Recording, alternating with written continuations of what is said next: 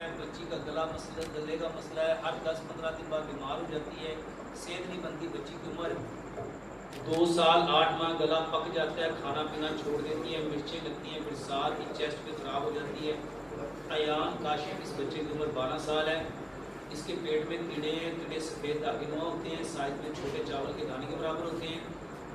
इसकी सेहत नहीं बनती, खाना पीना भी इसका ठीक है लेकिन जिस्म को नहीं लगता। बहुत सी डॉक्टर ने भी दवाई खिलाई है। इसके साथ मेरे दूसरे बेटे का भी यही हाल है। सबसे पहले तो उसको ना माँ बाप के वजूल गुस्ल के पानी से गुस्ल दो। दूसरे नंबर पे इसको ना कलमंजी का तेल पिलाओ, दूध में 1 चम्मच कलमंजी का तेल डालो और ये इसको पिलाओ।